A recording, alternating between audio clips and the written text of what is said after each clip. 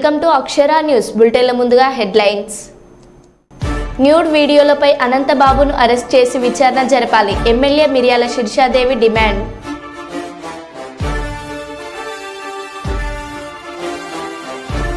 Warangal తూర్పులో BJP నుండి BRS పార్టీలోకి చేరికలు.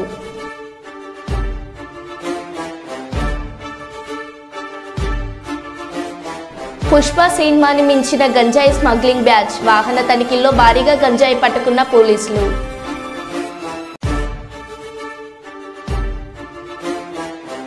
తిరుపతి స్విమ్స్ హాస్పిటల్ వద్ద రోగుల పడిగాపులు.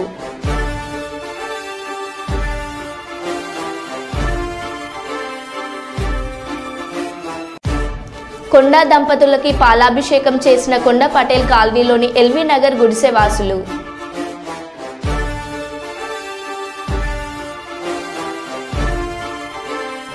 రాష్ట్ర వ్యాప్తంగా చెరువుల ఆక్రమణపై సమాచారం ఇవ్వండి. మంత్రి పొన్నం ప్రభాకర్.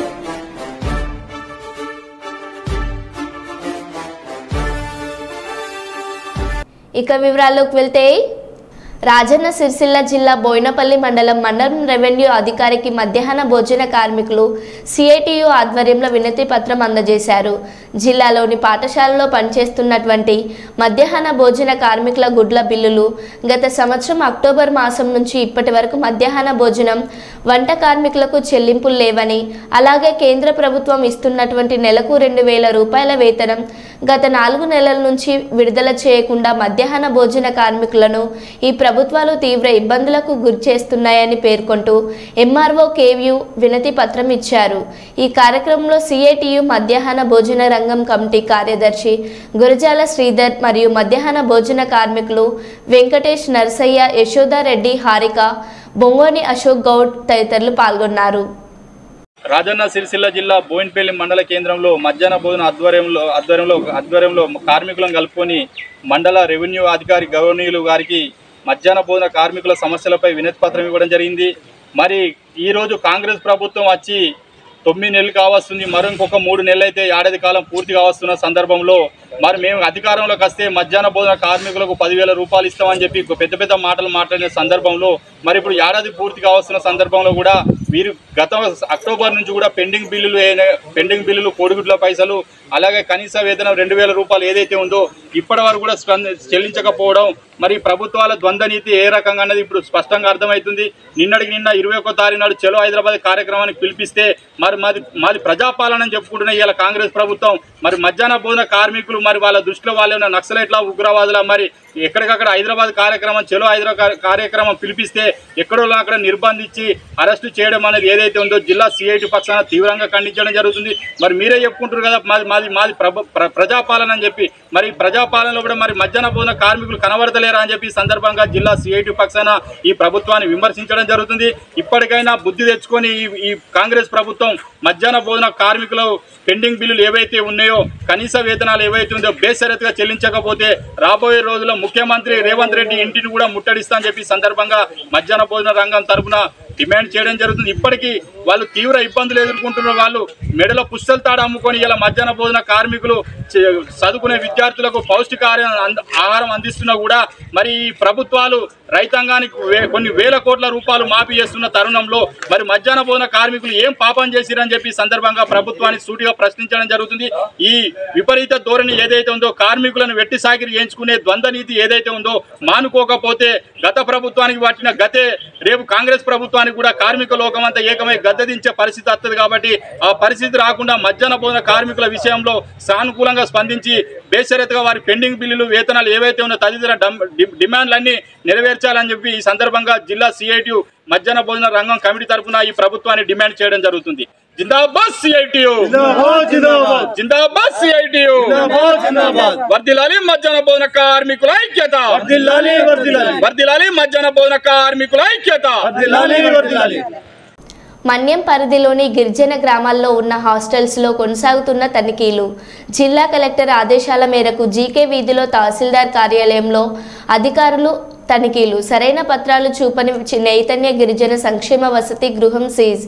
అందులోని 17 మంది బాలికలు, 13 మంది బాలుర్లు, మొత్తం 30 మంది విద్యార్థులను ప్రభుత్వ గిరిజన సంక్షేమ హాస్టల్కు తరలింపు. మీకు ఇక్కడ సెక్యూరిటీ లేదు, అక్కడ చక్కగా అందరూ అమ్మాయిలు ఉంటారు, చక్కగా ఉంటది కదా మీకు.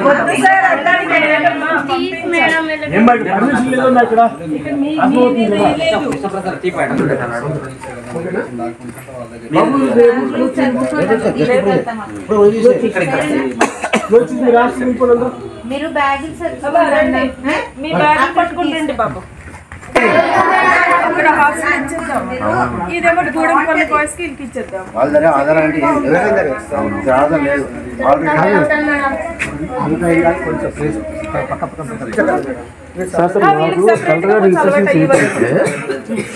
స్పెషల్ గా ఉంచుదాం. అమ్మా మీకు బాగుంటది, రండి. హాస్టల్ ఇస్తున్నాము, మంచి భోజనం పెడతాము, మంచిగా ఉంటది, చదువు కూడా బాగా చూస్తున్నారు. కానీ ఇక్కడ మీరు ఉండడానికి లేదు, పర్మిషన్ లేదు, మీకు పర్మిషన్ లేదు. గవర్నమెంట్ హాస్టల్ ఇస్తాం కదా, మీరు అక్కడ స్కూల్కి వెళ్ళకంటే హాస్టల్ ఇస్తున్నాము.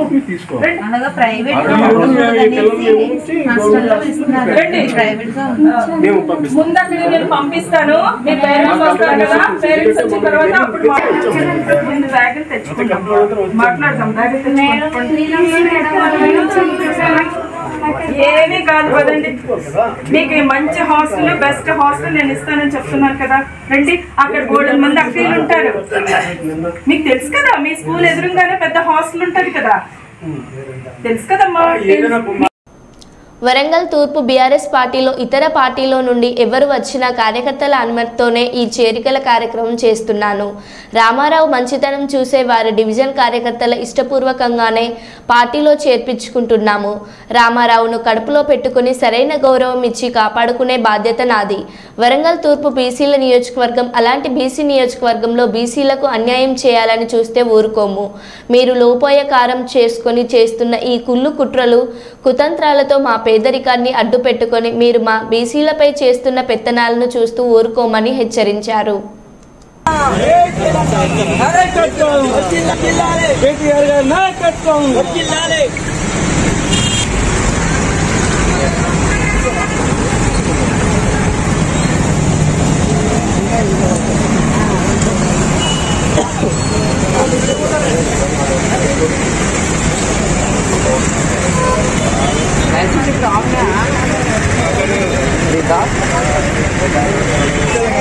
జై తెలంగాణ, కేసీఆర్ గారి నాయకత్వం, కేటీఆర్ గారి నాయకత్వం. ధర్మపురి రామారావు భారతీయ జనతా పార్టీలో కార్మిక సంఘ అధ్యక్షుడిగా, బహుజన బీసీ రాష్ట్ర అధ్యక్షుడిగా, అదేవిధంగా 10 సంవత్సరాలు భారతీయ జనతా పార్టీలో పనిచేసి ఎన్నో విశిష్ట సేవలు అందించి ఈరోజు అనగదొక్కబడ్డటువంటి ఒక బీసీ బిడ్డ. అదేవిధంగా సోదరుడు రాంప్రసాద్, అదేవిధంగా సోదరుడు రంజిత్, అదేవిధంగా మిగతా మిత్రులందరూ కూడా ఈరోజు వారు పెద్ద ఎత్తున కూడా వేణు, అదేవిధంగా నాగరాజు, నవీన్, వీళ్ళందరూ కూడా టీఆర్ఎస్ పార్టీలో వాళ్ళు చేరడానికి ఈరోజు వచ్చి ఇప్పుడే వారు చేరడం జరిగింది. ప్రధానంగా నేను చెప్పే అంశం, వరంగల్ తూర్పు నియోజకవర్గంలో కార్యకర్తల అనుమతితోటే ఎవరొచ్చి టీఆర్ఎస్ పార్టీలో చేరినా కానీ వారి యొక్క అప్రూవల్ అనుమతితోటే ఈరోజు వరంగల్ తూర్పు నియోజకవర్గంలో చేర్చుకుంటున్నాం. దానికి ఉదాహరణ మొట్టమొదటిగా మా యొక్క 21వ డివిజన్ కార్యకర్తలు, మా డివిజన్ అధ్యక్షుడు అందరూ కూడా వచ్చి అందరితో చర్చించిన తర్వాతనే సోదరుని యొక్క మంచితనము, సోదరుని యొక్క పని విధానం, మిగతా సోదరుల యొక్క పని విధానాన్ని మేము గుర్తించి ఖచ్చితంగా కడుపులో పెట్టుకుంటాం, హక్కులు చేర్చుకుంటాం, వారికి సరైన గౌరవం కూడా ఇస్తామని చెప్పి కార్యకర్తలు, నేను అందరం కలిసి ముఖ్యమడిగా మాట ఇచ్చి వారిని పార్టీలోకి తీసుకోవడం జరిగింది. మేము ఒకటే కోరుతున్నాం, వరంగల్ తూర్పు నియోజకవర్గంలో ఇది బీసీ నియోజకవర్గం. ఈ బీసీ నియోజకవర్గంలో ఇవాళ వచ్చి మీరు పెత్తనం చేస్తున్నారంటే మా పేదరికాన్నో లేకుంటే మా వెనుకబాటుతనాన్నో ఆసరా చేసుకుని పెత్తనం చేసే ప్రయత్నం సాగిస్తున్నారు. ఖచ్చితంగా మీకు న్యూడ్ వీడియోలపై అనంతబాబును అరెస్ట్ చేసి విచారణ జరపాలి. ఎమ్మెల్యే మిర్యాల శిర్షాదేవి డిమాండ్. న్యూడ్ వీడియోలు బహిర్గతం కావడంతో ఎమ్మెల్సీ అనంతబాబు ఆకృతాలు ఒక్కొక్కటిగా బయటబయలవుతున్నాయని మిరియాల శివశారదేవి విమర్శించారు. గతంలో అనేక సంఘటనలు జరిగిన అధికార బలంతో బయటకు రాకుండా చేశారని, అధికారం కోల్పోవడంతో ఇప్పుడు ఒక్కొక్కటి బయటపడుతున్నాయని అన్నారు. ఇప్పటికైనా ఇతరిని అరెస్ట్ చేసి విచారణ చేయాలని ఆమె డిమాండ్ చేశారు. ఎందుకంటే నియోజకవర్గంలో ఇలాంటి పరిస్థితులు కూడా చోటు చేసుకుంటాయా, ఇలాంటి వారు కూడా ఉన్నారా అని ఈరోజు చాలా మంది ఫోన్ చేసి చాలా రకాలుగా అడగడం కూడా జరుగుతూ ఉంది. నిజంగా ఈ ఎమ్మెల్సీ అనంతబాబు అనే వ్యక్తి ఒక న్యూడ్ వీడియో ఒక మహిళతో అక్రమ సంబంధాలు ఏర్పాటు చేసుకొని ఆ అమ్మాయితో ఏదైతే వీడియో కాల్ మాట్లాడుతూ తను ఏదైతే ప్రవర్తించాడో అది పొద్దున్న లేసి మేము టీవీలో చూసాము, చాలా మంది కూడా చెప్పారు. ఇది చాలా సిగ్గుపడినటువంటి విషయమనే చెప్పాలి.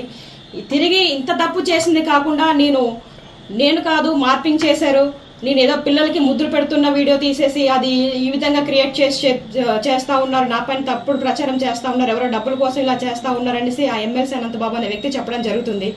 దాంట్లో అసలు నమ్మశక్యమైన విషయం ఏదైనా ఉందా?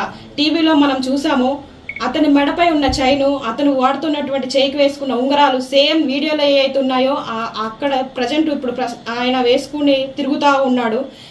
అక్కడ మార్పింగ్ చేయడానికి ఏమాత్రం లేదు. ఎందుకంటే సేమ్ ఒక వ్యక్తి నిజంగా ఏ విధంగా అయితే వీడియోలో మాట్లాడి ఏ విధంగా అయితే వ్యవహరిస్తాడో ఆ విధంగానే ఉంది. కాబట్టి ఇది ఈ న్యూడ్ వీడియో అనేది వాస్తవమే, ఖచ్చితంగా ఇది ఫేక్ అయితే కాదు, ఇది మార్పింగ్ చేసిన వీడియో అయితే కాదు. ఎందుకంటే ఇంత ఖచ్చితంగా చెప్తా ఉన్నాను, గత 10 సంవత్సరాల నుంచి అనంతబాబు అనే వ్యక్తి ఈ విధంగానే వ్యవహరిస్తా ఉన్నాడు. ఇంకా బయటకు రావాల్సిన విషయాలు చాలా ఉన్నాయి.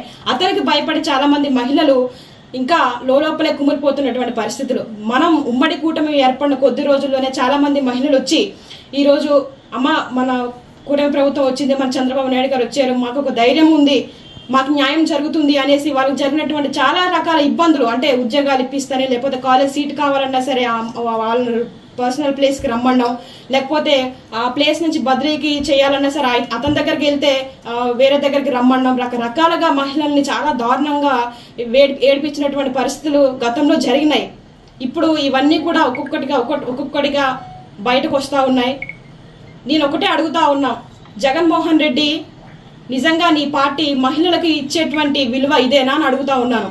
ఎందుకంటే మొన్న ఒక ఎమ్మెల్సీ భార్య పిల్లలు ఉన్నారు, ఎదిగిన కూతుర్లు ఉన్నారు, పెళ్లి చేసిన వయసులో ఇంకో మహిళతో ఎఫ్ఐఆర్ పెట్టుకొని భార్య పిల్లలను వద్దంటున్నాడు. అలాగే ఎమ్మెల్యేలు, ఎంపీలు, ఇలాగ వైసీపీలో పార్టీలో ఉన్నటువంటి ప్రతి ఒక్క నాయకుడు ఇదే పరిస్థితిలో ఉన్నాడు. ఇప్పుడు ఎమ్మెల్సీ అనంతబాబు, ఈయన కోసం ఆల్రెడీ మనకు తెలుసు. ఇప్పుడు నువ్వేం చేస్తావు జగన్మోహన్ రెడ్డి? ఈ యొక్క ఎమ్మెల్సీ అనంతబాబుకు నువ్వు శిక్ష వేయిస్తావా, లేదంటే మొన్న డోర్ డెలివరీ చేసిన తర్వాత 5 నెలల్లో బయటకు తీసుకొచ్చేవే అలాగే వ్యవహరిస్తావా? నువ్వు మహిళలకు ఏమాత్రం గౌరవిస్తావు అనేది ఇప్పుడు బయటపడుతుంది. కాబట్టి జగన్మోహన్ రెడ్డి, నువ్వు నీ పార్టీ నిజంగానే మహిళల పక్షపాతి అని చెప్తా ఉంటావు కదా, మహిళల తరపున ఎప్పుడు ఉంటుంది, మహిళలకు ఎప్పుడు కూడా ఉన్నతమైన స్థానాల్లోనే మా వైసీపీ ప్రభుత్వం ఉంటుంది అనేసి చాలాసార్లు చెప్పావు. ఇప్పుడు ఏం మాట్లాడతావు జగన్మోహన్ రెడ్డి అని కూడా నేను అడుగుతా ఉన్నాను. మిగతా ఎమ్మెల్యేలు, ఎంపీలకు కూడా ఇదే ప్రశ్న వేస్తా ఉన్నాను. ఒకసారి మీరు ప్రశ్నించుకోండి. టీడీపీ కార్యకర్తల్లో ఉన్నటువంటి నాయకులు ఆ విధంగా వ్యవహరిస్తా ఉన్నారా, లేకపోతే వైసీపీ పార్టీలో ఒక పదవి మోహంతో ఏ విధంగా వ్యవహరిస్తా ఉన్నారు మీకే కళ్ళకు కట్టినట్టు కనబడతా ఉంది. ఈ రోజు నిజంగా సమాజం సిగ్గుతో తలదించుకోవాల్సిన పరిస్థితి. ఇలాంటివి చూడాలంటేనే భయంకరంగా ఉన్నాయని చాలా మంది చెప్తా ఉన్నారు. ఒకసారి మీరే ఆలోచించుకోవాల్సిన పరిస్థితి. గతంలో డోర్ డెలివరీ చేసి ఒక దళితుడిని చంపేశారు. అది కూడా ఒక మహిళ వల్లే ఆ వ్యక్తిని చంపారన్న విషయం కూడా మా అందరికి ఇప్పటికీ చాలా మందికి తెలుసు. ఇప్పుడు ఆ విషయాన్ని కూడా మీ ప్రభుత్వం హయాంలో ఏం చేశారంటే దాన్ని కప్పపూజ చేసి కొందరు నాయకులు లేకపోతే కొందరు ఐఏఎస్ల సహకారంతో, ఐపీఎస్ల సహకారంతో ఆ కేసుని అలా దారి మళ్లించి ఆ పాపం చనిపోయిన వ్యక్తి కుటుంబానికి ఎటువంటి న్యాయం జరగకుండా చేసినటువంటి పరిస్థితులు చూసాం మేము. ఇప్పుడైనా సరే ఇతని వెనకాల అనుచరులుగా ఉండి 12 మంది వరకు అనుచరులు ఉన్నారండి. ఎలా అంటే ఈ అనంతబాబు ఏది చెప్తే అది చేస్తారు. పలానా దగ్గరికి వెళ్ళి డబ్బులు తీసుకోరండి అంటే వాళ్ళు వెళ్ళి తీసుకొస్తారు. ఇతను వెళ్ళాడు ప్రత్యక్షంగా, పరోక్షంగా అతని యొక్క అనుసరణ. ఇలాగా మన రంపచోడవరం నియోజకవర్గం ఇంచుమించుగా 12 మంది వ్యక్తులు ఉన్నారు. వాళ్ళ పేర్లు కూడా నా దగ్గర ఉన్నాయి. ఏదైతే ఈ దళితుడు చంపేసినటువంటి కేసు ఉందో అందులో ఆ కాకినాడ బీచ్ లో 12 మంది వరకు కూడి ఆ అబ్బాయిని చాలా చిత్రహింసలు పెట్టి ఇసుకలో తొక్కేసి అంత దారుణంగా చంపినప్పటికీ కేవలం ఒక వ్యక్తి పైన కేసు నమోదు చేశారు. ఎంత తప్పండి అది? ఎందుకు అలా చేశారు? ఒక వ్యక్తి చంపగలడా? కారులోనూ అప్పటికే వీడియోలు ఉన్నాయి. అది కూడా ఆ వీడియో రికార్డింగ్ లో ఒక మహిళ కూడా ఉంది. ఆ మహిళ ఎవరు? ఆ మహిళతో అక్రమ సంబంధం ఏర్పాటు చేసుకున్నటువంటి అనంతబాబు ఈ విషయం ఈ యొక్క డ్రైవర్ కి తెలిసింది. ఎక్కడ ఇతను బయటకు చెప్పేస్తాడో, మీడియా వాళ్ళకి చెప్పేస్తే నా పరువు పోతుందనే ఒక ఉద్దేశంతో ఆ వ్యక్తిని తీసుకెళ్లి, ఆ సుబ్రహ్మణ్యం తీసుకెళ్లి కాకినాడలో చంపేసినటువంటి పరిస్థితి. ఇప్పుడు ఈ వ్యక్తుల పేర్లు కూడా బయట పెడతా ఉన్నాను. త్వరలోనే ఈ యొక్క డోర్ డెలివరీ చేసినటువంటి ఈ సుబ్రహ్మణ్యం కేసులో కూడా సిబిఎం ఎంక్వైరీ వేసేసి త్వరగా ఎంక్వైరీ చేసి ఇతను ఖచ్చితంగా శిక్ష పడాలని మనస్ఫూర్తిగా కోరుకుంటా ఉన్నాను. అంతేకాదు ఇతను ఇప్పుడు ఈ వీడియో బయటకు వచ్చిందనే కాదండి, రంపచోడవరం నియోజకవర్గంలో ఇతను చేసినటువంటి అక్రమాలు అన్ని కాదు.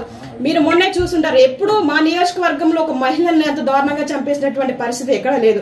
కానీ మొన్న తిమ్మాపురం కాలువలో ఒక మృతదేహం, ఒక మహిళ, ఇదిగోండి ఎవరో గుర్తు తెలియని మహిళ ఏలేరు కాలువ దగ్గర చంపేసి తలకి తల మొండనికి మొండం పడేసింది. ఇది ఎక్కడ జరిగింది, ఏంటి, ఏ మహిళ అన్న ఎంక్వైరీ కూడా ఇంకా లేదు. ఇలాంటి పరిస్థితులు జరుగుతా ఉన్నాయి. ఏమో మాకైతే ఒక డౌట్ వేస్తుంది, ఈ అమ్మాయి కూడా ఒకవేళ అనంతబాబు బాధితురాలేమో, అతను చెప్పిన మాట ఇల్లేదనేసి ఈ అమ్మాయిని కూడా చంపేశారేమో. ఒకవేళ ఈ వీడియోలో ఉన్న అమ్మాయి ఎవరైతే ఉన్నారో ఆ అమ్మాయి ఈ అమ్మాయి ఏమో, ఇలాంటి అనుమానాలు కూడా మా దగ్గర చాలా ఉన్నాయి. ఒకవేళ ఇతను ప్రత్యక్షంగా కాకపోయినా అతను అనుచరులు ఉన్నటువంటి 12 మందిలో ఎవరైనా చేశారేమో. ఎందుకంటే బెదిరింపులకు పాల్పడేది ఆ వెనకాల ఉన్నటువంటి అనుచరులే. ఎలా అంటే ఇక్కడ అక్రమంగా కలప రవాణా చేయడం, రంగురాల వ్యాపారం, మైనింగ్, రకరకాల వ్యాపారాలు చేస్తూ ఇక్కడ ఏజెన్సీ ప్రాంతంలో 10 సంవత్సరాల నుంచి దోచుకున్నటువంటి వ్యక్తి అనంతబాబు అనే వ్యక్తి. ఇంత అరాచక పాలన కొనసాగించాడు. అంతేకాదు డమ్మి మహిళలను పెట్టుకుని రాజకీయ ఒత్తిడులు తీసుకొచ్చి అదే ప్రభుత్వ ఉద్యోగుల మీద, ప్రతి ఒక్కరి మీద కూడా నానా రకాలుగా ఇబ్బందులు గురి చేసినటువంటి నీచపు వ్యక్తిత్వం కలిగిన వ్యక్తి ఎవరైనా ఉన్నారంటే ఈ ఎమ్మెల్సీ అనంతబాబు వ్యక్తే. కాబట్టి నేను ఒకటే కోరుకుంటా ఉన్నాను మీడియా సముఖంగా, ఇలాగా ఎవరైతే మహిళల్ని టార్గెట్ చేసి మ్యానిపులేట్ ప్రకృతి పర్యావరణాన్ని కాపాడాలని జంట నగరాలతో పాటు తెలంగాణ రాష్ట్ర వ్యాప్తంగా ఎక్కడైతే చెరువులు ఆక్రమణకు గురయ్యాయనే సమాచారం ఆ స్థానిక ప్రజలకు తెలిస్తే దానిని ప్రభుత్వ దృష్టికి తీసుకురండి. రాష్ట్ర వ్యాప్తంగా చెరువుల పరిరక్షణకు స్వచ్ఛంద సంస్థలు ముందుకు రావాలి. ఎంత పెద్దవాళ్ళు ఉన్నా చెరువులు కుంటలు ఆక్రమణకు గురైతే అక్కడ సంబంధిత అధికారులు వచ్చి చర్యలు తీసుకుంటారు. ప్రకృతిని పర్యావరణాన్ని కాపాడాలని జంట నగరాలతో పాటుగా తెలంగాణ రాష్ట్ర వ్యాప్తంగా ఎక్కడైతే చెరువులు ఆక్రమణకు గురైన సమాచారం ఆ స్థానిక ప్రజలకు తెలిస్తే చాలు, దాన్ని ప్రభుత్వం దృష్టికి తీసుకురండి. ఎంత పెద్దవాళ్ళు ఉన్నా చెరువు ఆక్రమణకు గురి అయిందంటే అక్కడ సంబంధిత అధికారులు వచ్చి తగిన చర్యలు తీసుకుంటారు. ఈరోజు సమాజంలో మన బాధ్యతగా మనం భవిష్యత్తు తరానికి ఇచ్చేటువంటి వరం ఇది.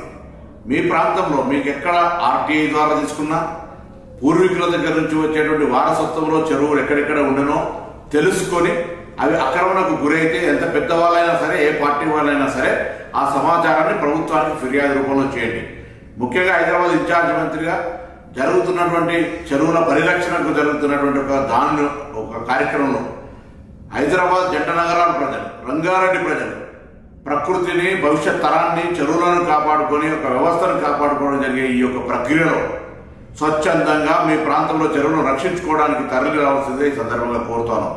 ప్రభుత్వం ఎవరి మీద కక్షపూరితంగా లేదా వ్యక్తిగతంగా ఉద్దేశపూర్వకంగా ఇందులో వ్యక్తుల మీద, పార్టీల మీద జరుపుతున్నటువంటి పోరాటం కాదు ఇది. ఒక ప్రభుత్వం ఒక పరివర్తన తేవాలనుకున్నప్పుడు కొద్దిగా కష్టమైన, నష్టమైన ఇది తప్పది. కాబట్టి మరొకసారి చెరువుల పరిరక్షణకు తెలంగాణ ప్రజాపాలన ప్రభుత్వం తీసుకున్న నిర్ణయానికి ఎక్కడెక్కడైతే చెరువుల ఆక్రమణకు గురైనాయో వాటన్నిటి సమాచారాన్ని సంబంధిత అధికారుల దృష్టికి ఫిర్యాదు రూపంలో తీసుకురావాల్సిందిగా అందరికీ విజ్ఞప్తి చేస్తాను. అల్లూరు జిల్లా చింతూరు పరిధిలోని మోతగూడెం పోలీస్ స్టేషన్లో భారీగా గంజాయి పట్టివేత. పుష్ప సినిమాని మించిన గంజాయి స్మగ్లింగ్ బ్యాచ్. వాహన తనిఖీల్లో భారీగా గంజాయిని పట్టుకున్న పోలీసులు. సుమారు 17,60,000 విలువ గల 350 కేజీల గంజాయితో పాటు 100 గ్రాముల లిక్విడ్ గంజాయి స్వాధీనం. గంజాయిని ఒడిశా రాష్ట్రం మల్కాజ్గిరి జిల్లా రెడ్డిగూడెంలో కొనుగోలు చేసి మోతగూడెం పరిసర ప్రాంతంలో గూడ్స్ వాహనంలో గంజాయి విజేత super market private limited goods వాహనంలో తరలిస్తుండగా పట్టుకున్న పోలీసులు. మహారాష్ట్రకు చెందిన 2 వ్యక్తులను అరెస్ట్ చేసినట్లు, మరో 2 పరారీలో ఉన్నట్లు అశోక్ లైలాండ్ వాహనం సీజ్ చేశామని అన్నారు. కొత్తగా వచ్చినటువంటి చట్టాల ప్రకారం గంజాయితో పాటు వారి ఆస్తులను కూడా అటాచ్ చేసి గవర్నమెంట్ స్వాధీనం చేసుకునే విధంగా ఉందని తెలియపరిచారు ఏఎస్ఐ పంకజ్ కుమార్ మీనా.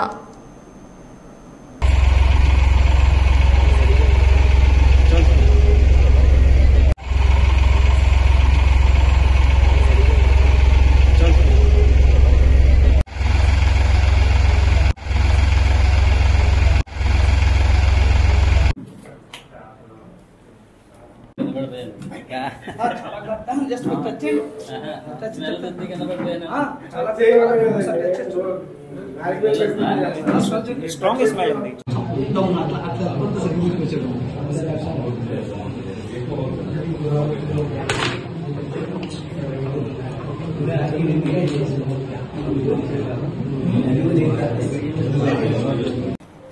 రాష్ట్ర ప్రభుత్వంకి 100 days action plan for ganja eradication భాగంగా జిల్లా ఎస్పీ శ్రీ అమిత్ బర్దార్ గారి గైడెన్స్లో నిన్న రాత్రి ముందస్తు సమాచారం పైన మోతుగూడెం పోలీస్ స్టేషన్ ఎదురుగా పోలీస్ చెక్ పోస్ట్ వద్ద వెహికల్ చెకింగ్ చేస్తూ ఉండగా ఒక వెహికల్లో గాంజా దొరికింది.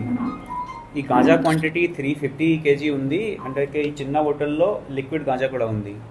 So weight is around 100 grams ఉంది. వీటి టోటల్ వాల్యూ అరౌండ్ 17,60,000 ఉంది.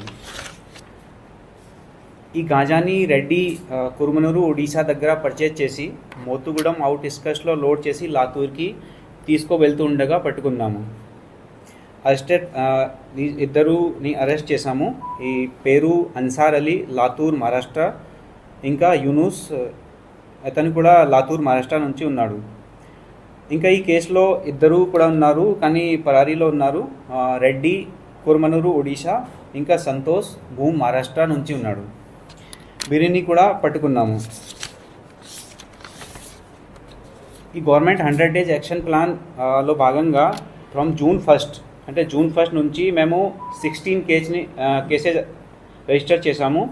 ఈ కేసెస్లో అరెస్టెడ్ పర్సన్ 43 ఉన్నారు. సీజ్ గాంజా క్వాంటిటీ 1670 kg ఉంది. అండ్ టోటల్ వెహికల్ మేము 23 సీజ్ చేశాము. అబ్స్కాండింగ్ అక్యూజ్ కూడా 23 ఉన్నారు. వాడిని కూడా తొందరగా అరెస్ట్ చేస్తున్నాం. గాంజా ఎరాడికేషన్ కోసం మేము కొంచెం స్టెప్స్ తీసుకుంటాము. అవి ఏంటంటే ముఖ్యమైన ప్రదేశ్లో సీసీటీవీ కెమెరా ఇన్స్టాల్ చేస్తున్నాము. చెక్ పోస్ట్లో పెట్టి 24/7 వెహికల్ చెకింగ్ చేస్తాము. ఇంటర్ స్టేట్ పోలీస్తో కూడా కోఆర్డినేషన్ చేసి గాంజాలో ఇన్వాల్వ్ అయిన అందరినీ పట్టుకుంటాము. కొత్త చట్టం అంటే బిఎన్ఎస్ ప్రకారం సెక్షన్ 111లో ఈ గాంజాయి కేసు ఆర్గనైజ్డ్ క్రైమ్లో వస్తుంది. సో ఇప్పుడు ఇది చాలా చాలా సీరియస్ క్రైమ్ ఉంది. ప్రాపర్టీ అటాచ్మెంట్ ఇంకా ప్రివెంటివ్ డిటెన్షన్ కూడా ఓపెన్ చేస్తాము. Okay, thank you. వరంగల్ జిల్లా తూర్పు నియోజకవర్గంలోని కొండా పటేల్ కాలనీ వాసులు గత 18 సంవత్సరాలుగా వ్యక్తిగత కరెంటు మీటర్ కనెక్షన్ లేకుండా ఒకే మీటర్ పై కరెంటు వినియోగం చేసుకుంటూ లక్షల్లో బిల్లు చెల్లింపు చేసుకుంటూ ఆర్థిక ఇబ్బందులు పడుతున్న ఎల్వీఆర్ నిరుపేద ప్రజలకు వ్యక్తిగత కరెంటు మీటర్లు కాంగ్రెస్ ప్రభుత్వంలో స్థానిక శాసనసభ్యురాలు మంత్రి కొండ సురేఖ మేడం ఆధ్వర్యంలో కేటాయింపు చేయడం ద్వారా ఎల్వీ నగర్లోని ప్రజలు కొండా దంపతులకు పాలాభిషేకం చేసి హర్షం వ్యక్తం చేశారు. ఈ కార్యక్రమంలో గుడిసెవాసులు తదితరులు పాల్గొన్నారు.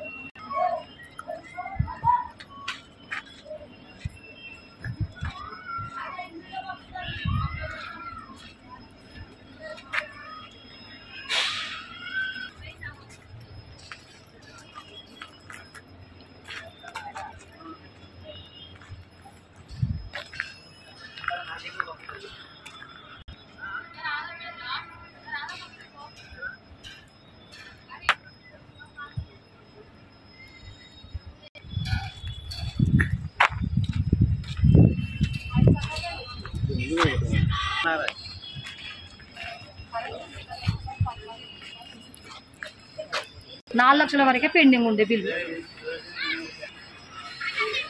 తొందరగా అమ్మ వచ్చిందని చెప్పు. ఒకసారి మీటర్లు కూడా తీసుకోండి అమ్మా.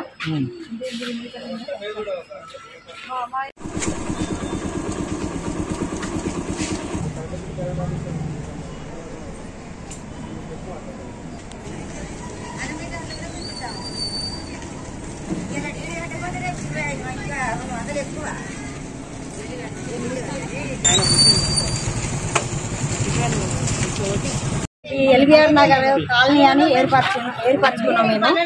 పురుష నివాసి నేను. నా పేరు దుర్గా పద్మ.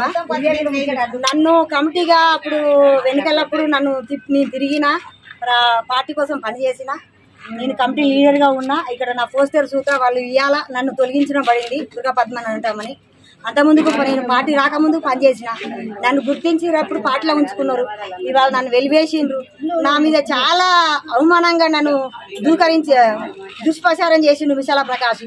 ఇది నాగరాజు అనే వ్యక్తి, విశాల ప్రకాష్ అనే వ్యక్తి నా మీద చాలా వాళ్ళకు వేరే వాళ్లకు కొంచెం మందు మత్తులో ఉన్న వాళ్ళకు మందు తాగిపించి నా మీదకి ఉసిగొలిపి పంచాయతీ చేసి ఇలా నన్ను కొరికి నా నెత్తిమట్టి పీకి నా బిడ్డని ఇక్కడ టెస్ట్ మీద కొరికి ఆడపిల్ల స్టూడెంట్స్ పిల్లని నా బిడ్డ నా భర్త లేడు నేను ఇలా ఏదో పొట్టగుడి కోసం మీ కుడిసాల్లో వచ్చి నివసిస్తా అంటే వీళ్ళకు తాగబోయించి వీళ్ళ పక్షాన ఒక నలుగురిని పెట్టుకొని ప్రజలుగా అందరూ మనోళ్ళే. కానీ అందరి కోసం నేను మురళీ సార్ దగ్గరికి పోయి ఇట్లా 10,000 ఇంటింటికి 10,000 భద్రమ్మ గుడ్డామ ఉన్నది ఆమె దగ్గర ఒక 2,000 రూపాయలు తక్కువ చేసుకోండి అని విశాల ప్రకాష్ తోటి నేనంటే విశాల ప్రకాష్ సార్ తోటి నేను 2,000 తక్కువ చేయండి ఆమె గుడ్డామ అని నేను బతులాడితే నువ్వు గట్టు ఆమె పైసలని నా మీద ఇద్దరి మనుషులని లేడీస్ని రవిని శీలతని నా మీదకి ఎగబెట్టి పంచాయతీ చేసిండు విశాల ప్రకాష్. అది నేను సార్ తోటి చెప్పుకున్నా. వెంటనే స్పందించి పోలీసులకు ఫోన్ చేసి నీ మీద ఎవరు చెప్పిండ్రో నా కాడికి వచ్చి చెప్పమ్మా మీకోసమే నేను ఉన్నానని మాకు భరోసా ఇచ్చిన వ్యక్తి కొండమురళి కొండ సురేఖ మేడము. వాళ్ళకు దండము. ఈ విషయం నేను ఎప్పటికీ అంటే టెన్షన్ తోటి ఉన్నా చెప్పలేకపోతున్నా, క్షమించండి. మరో బులెటిన్లో మళ్ళీ కలుద్దాం. Stay tune.